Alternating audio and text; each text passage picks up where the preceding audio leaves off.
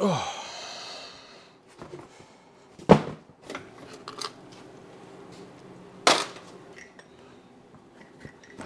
hey guys. I'm pulling out these parts again here from this container that I shoved them in. These are all my engine parts that need cleaning.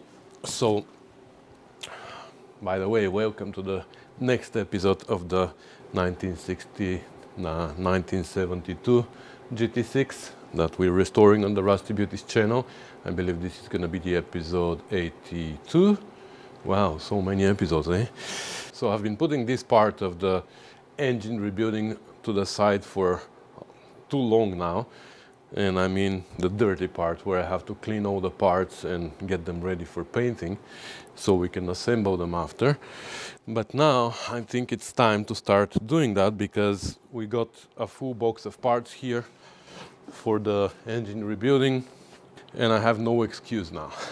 I'm almost done with the TR4 engine rebuilding, so I have no excuse now not to do this dirty job. So, oops. So that's what I'm gonna do. I'm gonna pull out all the parts that need to be cleaned and painted, and I'm gonna line them up somewhere so I can see them, and we're gonna go from there.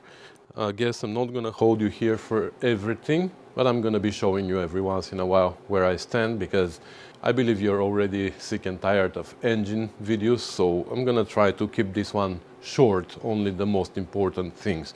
It's not gonna be, I think it's not gonna be super detailed engine rebuilding video. It's gonna be just the most important parts. I think that's what I'm gonna do.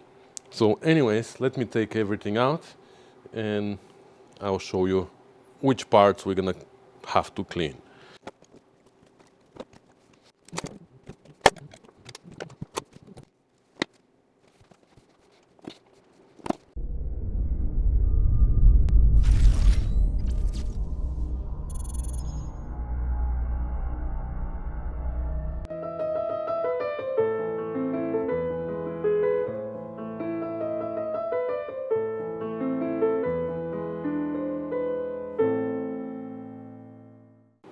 Alright, these are most of the parts here that need cleaning. The two engine plates I already cleaned up. The oil filter, actually, the canister, I'm not gonna need because I got a spin-on oil filter adapter. The fuel pump we're gonna have to clean. I'm not gonna paint it, but it needs to be cleaned. The water pump, this pulley is already cleaned up, and the covers and all that. This cover is also pretty dirty. And last but not least, we need the block to be cleaned. So we're gonna leave that for last. And the head is pretty clean, but the head needs to go to the machine shop. So I'll try to do this part today because it's already 1 p.m. So I'm not gonna have too much time. But I need to leave enough time to replace my valve guides because we got the valve seats over there. And on Monday, I'm going to pick up the TR4 head from the machine shop, so I'd like to be able to drop off the GT6 head for the hardened seats and lapping the new valves that are here. So for that reason, I want to change all the valve guides first. So I'm gonna make sure at the end of the day to leave enough time to do that. But for now, I'm gonna keep cleaning here. And how I'm cleaning is with a wire wheel, of course. With a smaller wire wheel, I have like a die grinder, and then some of the parts can fit in the parts washer.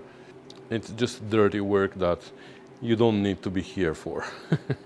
All right, so a few hours later, everything here that was on this cart is clean, but unfortunately, I didn't have time for the block. There's some more parts there to be cleaned, like I want to clean the distributor, and there's some other parts that I don't think need to be painted though, they just need to be cleaned up. So we still have more cleaning to do, but the block is the biggest thing. Everything else here is cleaned up, paint removed. Before I start painting it, of course, I'm gonna degrease it one more time. So anyways, I still have a few more hours, and like I said, we want to take care of the head. So here is the head. Let me set you on the tripod and we're going to talk a little bit more about it. So the head I cleaned up very roughly here, because it's gonna go to the machine shop and they're gonna resurface it. I just wanted to clean the combustion chambers and check right here in the middle for cracks, because that's the weak spot for these heads, and they look okay, all of them.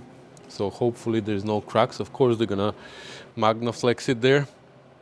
So I got new valves and I got hardened seats for this head, for the exhaust.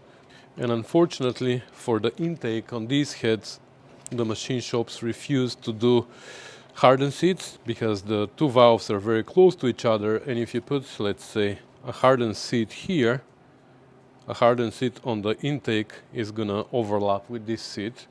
And I know that some machine shops have done it before, but all the machine shops that I spoke to, they say we don't do that.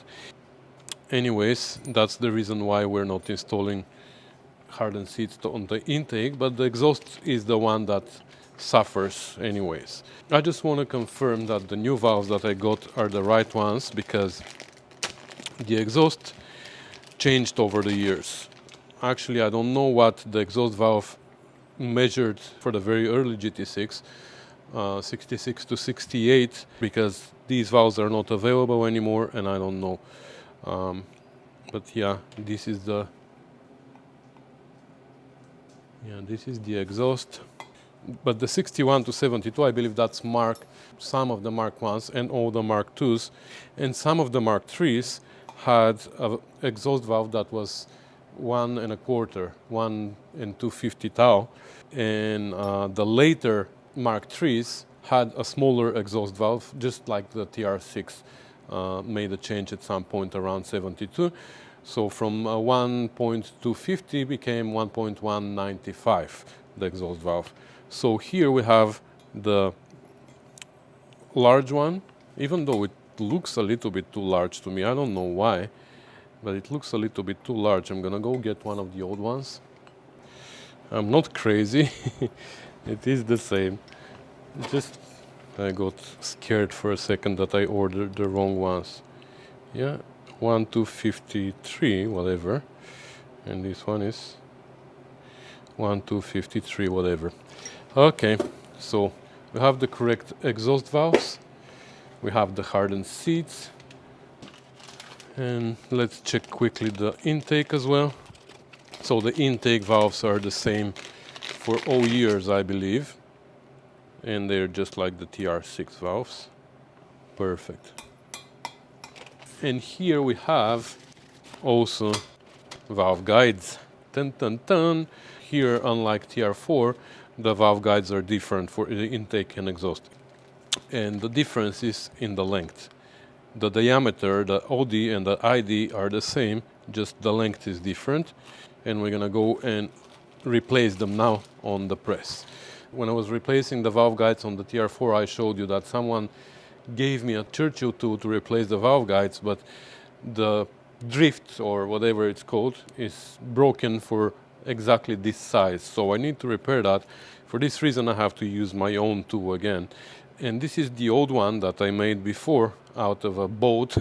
It worked well so far. The problem is though that this shoulder here became tapered, and when I was pushing out one of the valve guides on the TR4, it exploded on me because it was just like wedging itself into the valve guide and just exploded it. So to avoid that, I made myself a new tool, which is a little bit thicker. So I kept it here as thick as possible, but smaller than the outer diameter of the valve guide, so the tool can go inside, but it's still bigger than my old tool.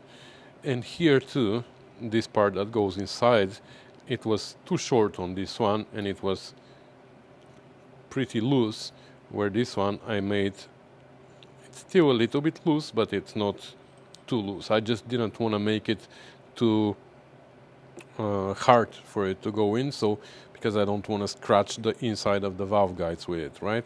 And I have a whole bunch of shims here that we're gonna use because we need to have a certain amount of protrusion here on all the valves. And to be honest, I don't remember. 16, maybe it's 16, I don't know. 16.1. I don't know why I'm doing it in metric here, but that's how I remembered it. I think it was 16 for TR6 and 19 for the TR4, but I'm gonna double check the spec. So we're gonna use these spacers here to make sure we don't go too far down. I'm not even gonna check the old ones, doesn't really matter if they're installed properly, we are taking them out anyways. So let me check the spec and I'll meet you at the press. Alright, you've probably seen my process before, how I do it on the press, but for those of you who haven't, this is how I do it. I put plywood on my press, so I protect the surface of the head underneath, even though it's gonna be machined, but still I want to make sure that it is protected. So I'm gonna put my tool inside and I'm gonna push it down.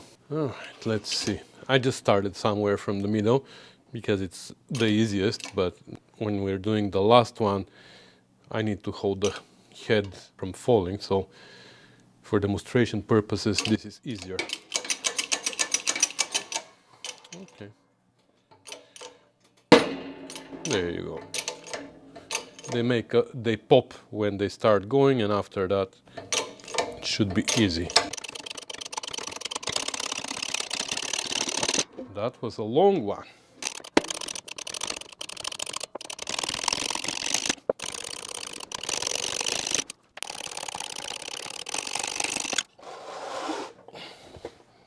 Alright, they're all out, so now let's start with the exhaust, for example.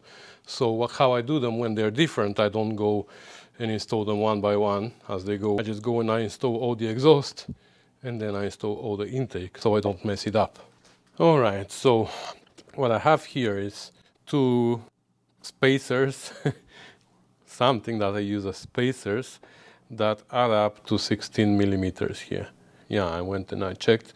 It says 16 millimeter for intake and exhaust. So this one measures 1606, just like all of them were pretty much there.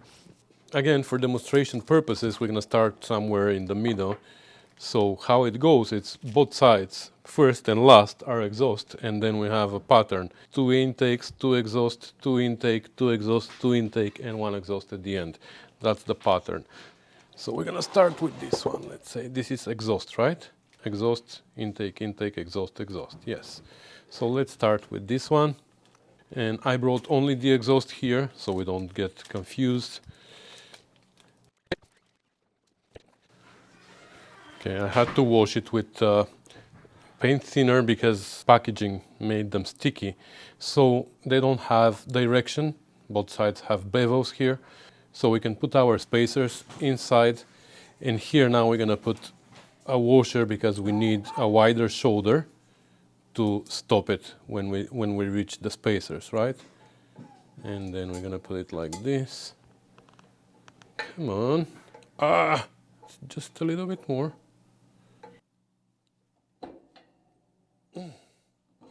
Okay.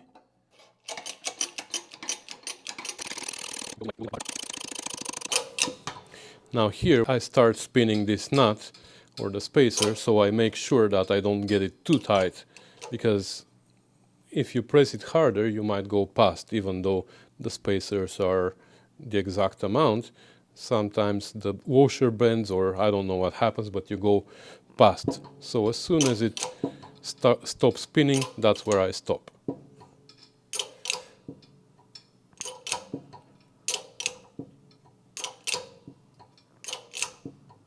There you go. Not gonna press anymore, but we're gonna measure. We might need to. Let's measure it.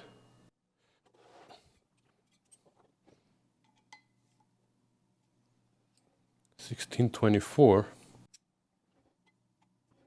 $16.18. Okay, let's see if we press a little bit harder what's gonna happen. No. Okay. 1603. Perfect. Okay, so I'm just gonna go ahead and do all the exhaust now the same way, and then I'm gonna bring the intake ones and we're gonna do the same thing.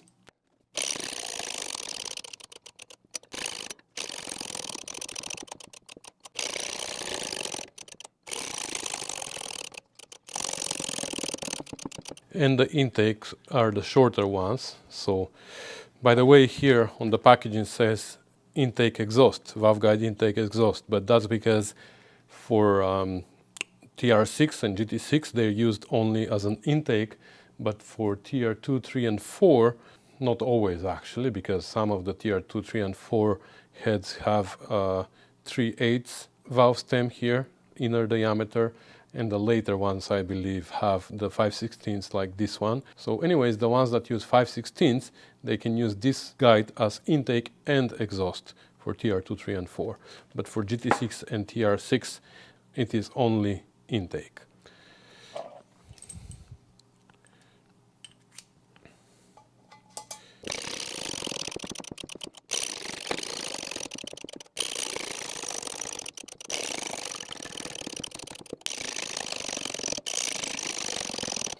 So now, if everything is installed properly, you see how the exhaust is higher than the intake.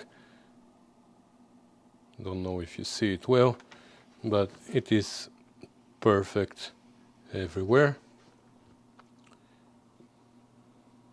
Good. And before you ask your questions, let me answer them. So, yes, these are the valve guides. They don't have any shoulders. They don't have anything that limits them where to stop. They just go like I showed you. And what holds them in place is friction. In some of my previous videos, some of you said that it is possible from vibrations and from the valves going up and down, the valve guide might move. Well, you saw how much friction it has to go in, right? If something happens to the valve that it jams inside and it drags it up and down, you have much more serious problem than valve guide that moves. Something else is seriously wrong and you're in big trouble if that happens. So that's how they are designed. I haven't heard of anybody complaining about valve guides that move. And the other question that everybody has is, why don't I rim them? Well, these are steel.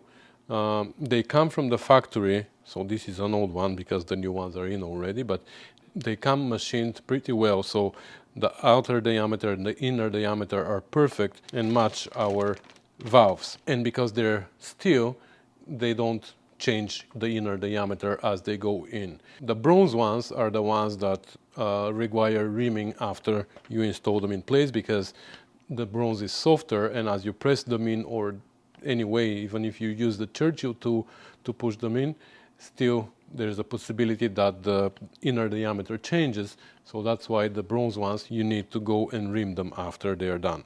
But these ones, the steel ones, they're pretty good. You push them in and the inner diameter is still really good.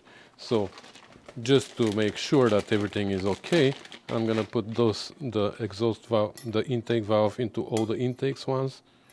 Oop, that's exhaust. Okay.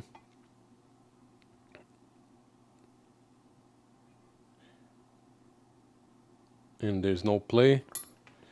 Let's see here. Yeah.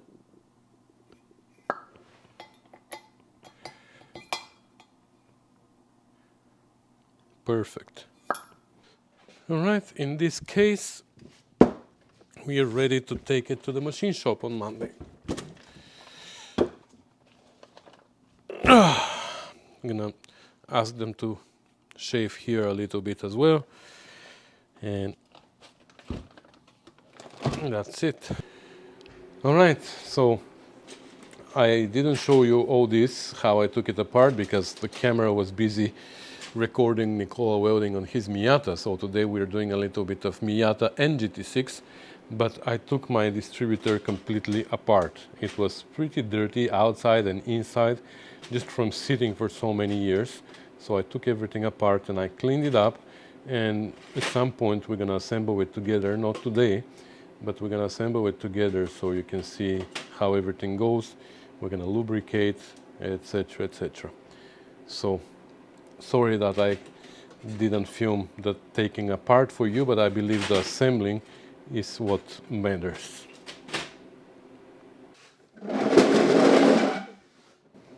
Hey Rusty. Hi. Hi boy.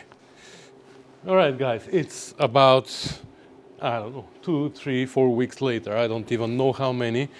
And I fell off my schedule, unfortunately, where I was saying I was going to work on this car every Thursday.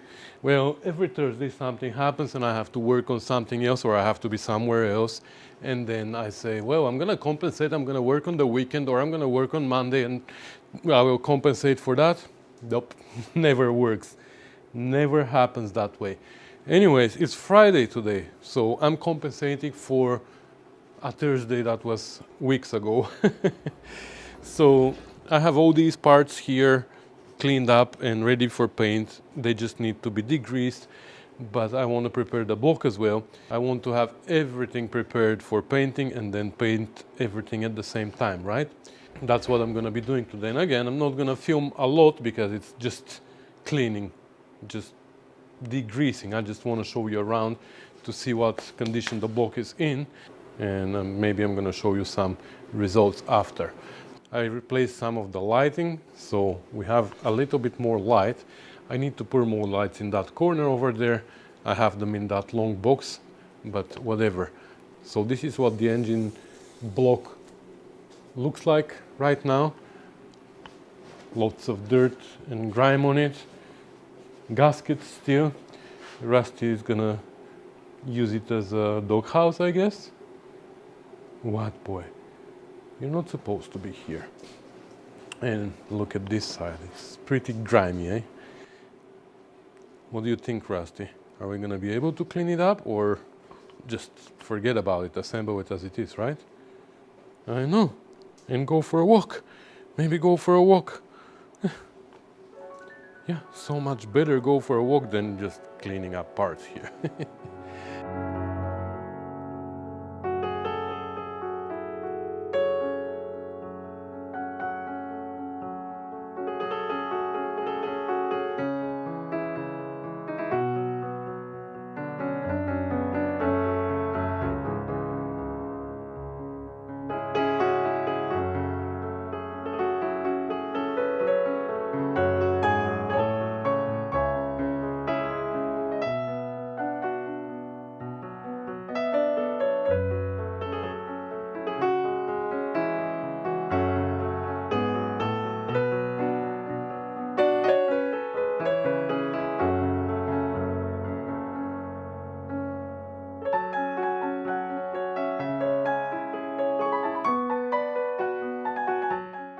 All right, it's cleaning up pretty nicely. So what I do is I first clean it up with spray 9 as far as I can. Then I go with brake clean using one of these wire brushes and this, I believe it's like dish cleaning brush. And then at the end, of course, I go with wire wheel, the one on an angle grinder. And for little corners, I go with wire wheel like this, or like this, and yeah, and I try to reach in all the corners. So this is not done yet, but I just wanted to try something else, which is the head gasket. So normally what I would do, because I don't want to damage the surface, so I go with a wire wheel, because this is like really hard to remove. So I go with the wire wheel, but I go with one of these brass wire wheels, because obviously I don't want to damage the surface. But it is so slow. Let me show you. I haven't even tried on this one, but I will show you now.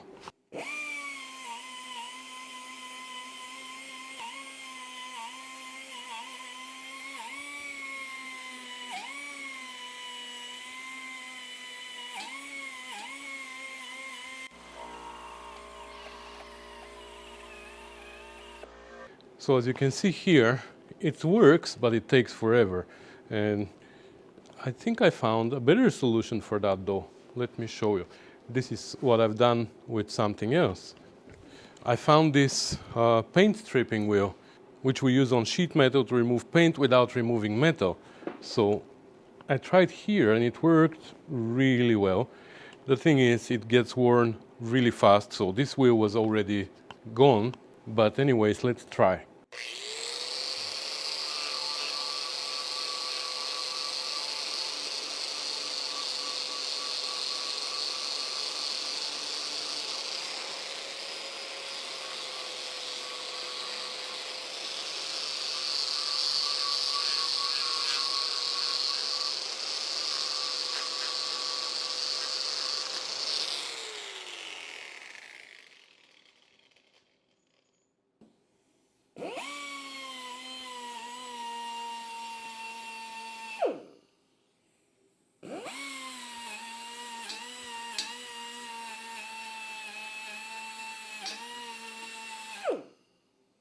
Okay, I think it works fantastic.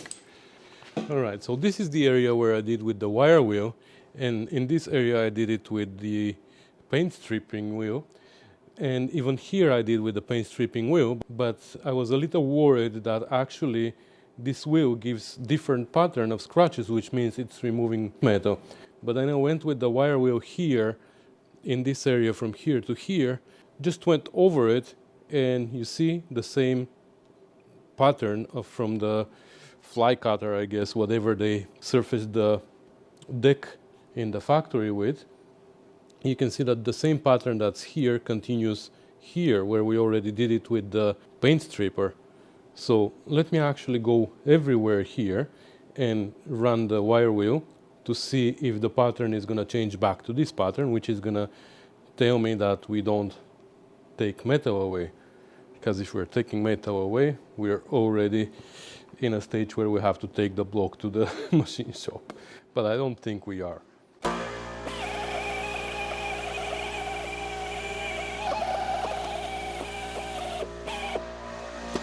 It goes back to the original pattern, so, which is not great. I mean, it's not perfectly smooth, but that's how the engine came from the factory, right?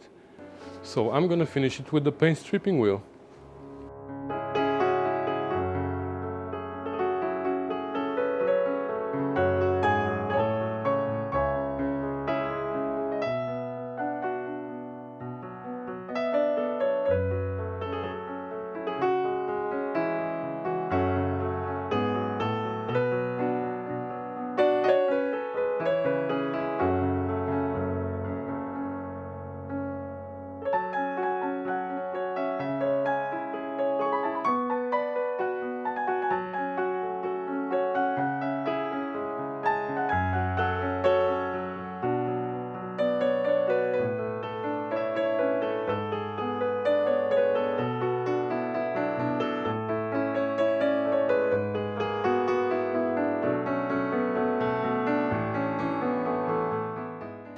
Alright, so it's all cleaned up, the whole engine, and at the end I sprayed it with rust converter, so you can see now where it turns white. This is the rust converter doing its magic. So once the rust converter is done, we're gonna wipe it with paint thinner, and then we're gonna paint it so it doesn't flush rust. In the meantime though, let's get rid of these core plugs. So these four on this side, at least, now I'm talking from my experience on TR6 engines, I'm assuming that this is the same block, but it's just an assumption. So these four should be very easy to remove. You just push one end in, and then it just turns in place, and you're able to grab it with vice grips and pull it out. On the other side though, there are two, and one of the front ones has a flange in the back. It is like literally a shoulder, so you hit the end there and you can't turn them around. So those are always tricky. These should be easy. So that's the trick.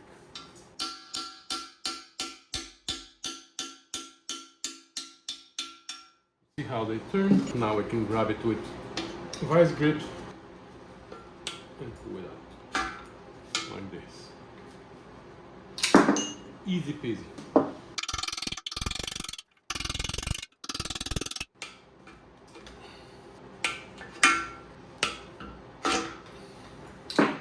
Pretty clean inside, like that's the main reason why we're taking them out, so we can clean inside, make sure that there's no debris, but it looks pretty clean actually.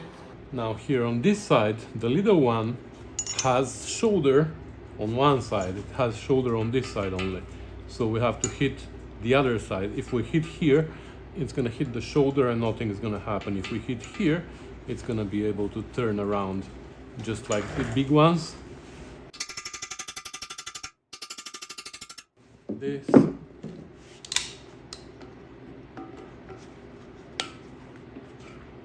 there you go. Here, you see this? Has a shoulder here. This one, I believe, doesn't really matter. Doesn't have a direction. Actually, it's preferably the other side. I'm going to continue going this way because I started already, but maybe it's better to go this way because here this end is going to hit the cylinder now. You see, I hit the end. Now I have to pull this out with a screwdriver or something. Okay. As long as we can grab it. There you go. To be honest, it's the same. The cylinder is right in the center, so it doesn't really matter which direction you're gonna go. Okay, and let's do the two on the other side. They're the ones that are gonna give us troubles now. Okay, so for these ones, to be honest, I've never found a good solution. I always have to rip them apart to take them out. So most of the times what works for me is to make a hole in the middle and then wedge a screwdriver inside or something and keep prying them out. But I'm gonna try something else. What if I bend the center in? I tried that before with one of these drifts, and I just made a hole. But I just wanna see if I bend the center in, will that bring the flanges in as well on the side? I don't know, let's try. I know that's not very safe. Okay, I meant to take my lead hammer and I forgot, I'm sorry. Hammer on hammer is not a good idea unless it's a lead hammer, one of them.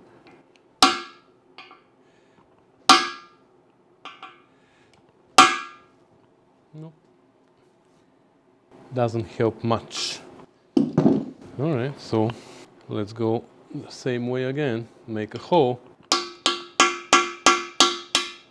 Like this. And then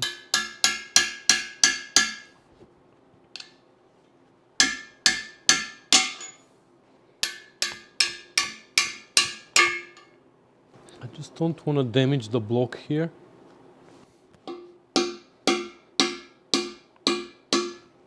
Try a bigger one.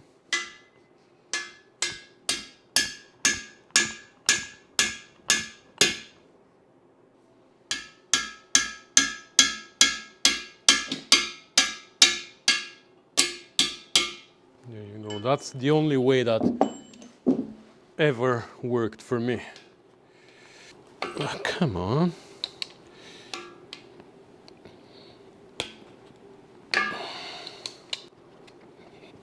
Come on, you're out already. Where do you think you're gonna go now from here? There's only one way for you. That way. So you see, you can never turn it here.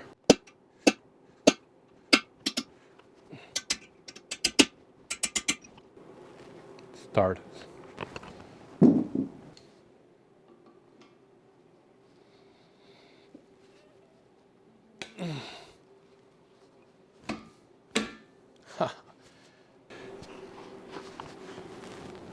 And there's one more here, but this one we can see from behind right here, and it looks like it doesn't have a flange, so we can spin this one.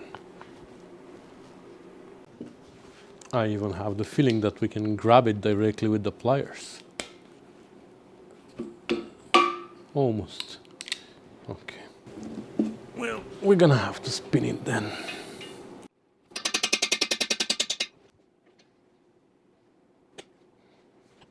And now something that I always forget to do before I paint the engine is clean these bores. And then when I clean them later, I scratch my paint.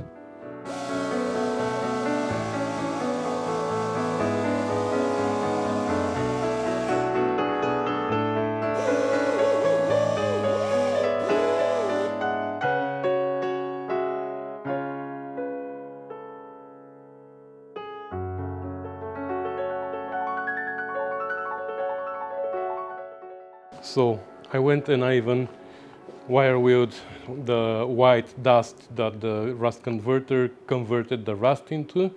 Well, that was a complicated sentence. I hope I said it right. If I have to repeat it, I wouldn't be able to. So anyway, so remember the before and this is the after. So it looks good.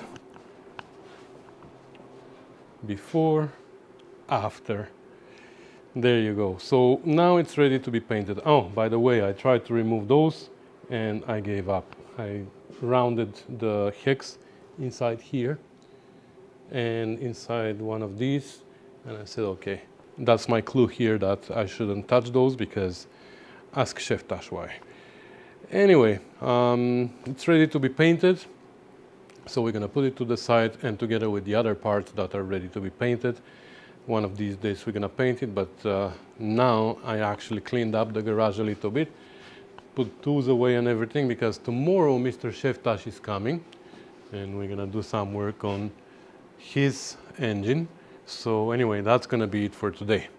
All right, so the block is cleaned, and I also degreased it with paint thinner, and I masked some of the gasket surfaces because we don't want to paint them, right?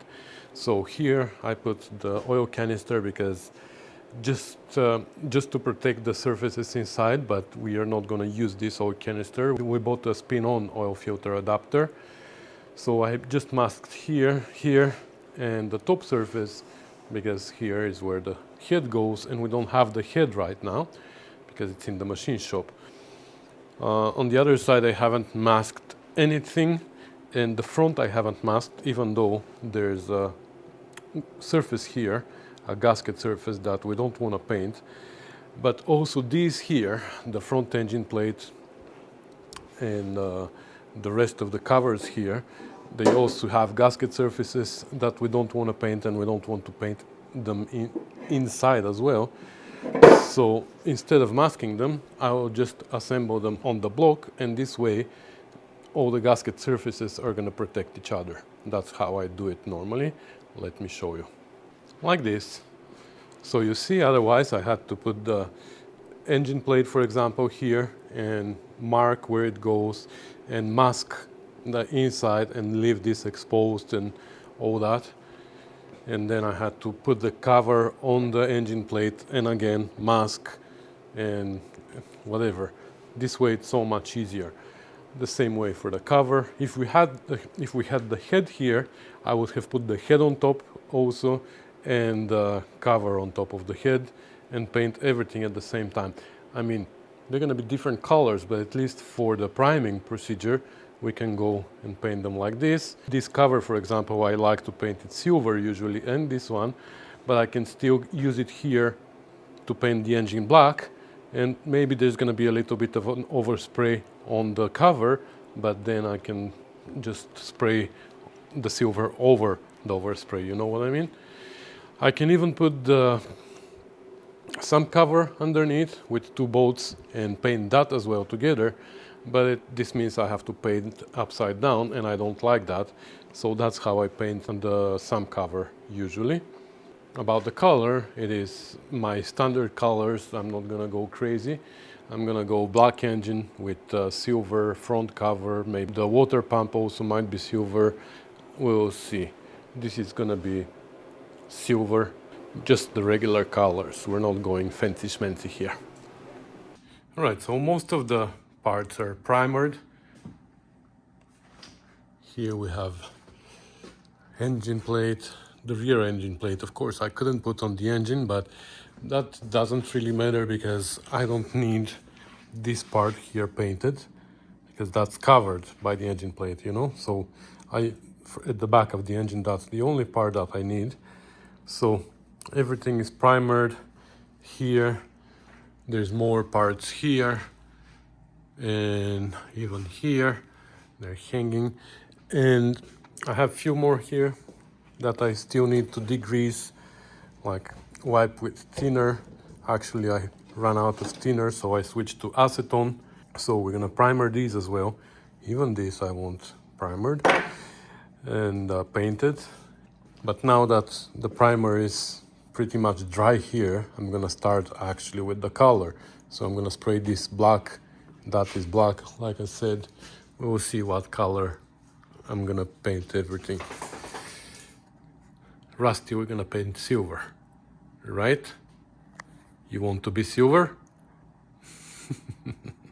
All right, quick update. So all these parts that were supposed to be black are black now. These over there are supposed to be silver, so they're still in primer. I'm gonna paint them soon.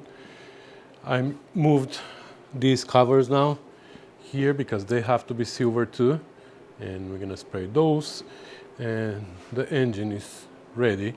So I just put the sump on top of the block so they can dry like this, and yeah, we're almost done. So now I'm just gonna paint the silver parts and we're done for today. I'm out of the garage. It stinks here. There you go. So the silver parts are painted as well, hanging here. Come on, focus, right here. I only had a trouble with this one, so I dropped it, and then I messed it up here, and then I picked it up and I made fingerprints over there. So then I tried to fix it, and I sprayed so much paint that it ran. So this one I'm gonna have to sand. Once it dries, I'm gonna sand it and I'm gonna paint it again.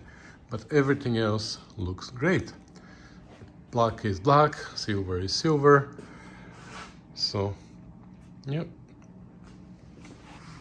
So like I said, I'm out of the garage for today. I'll see you later.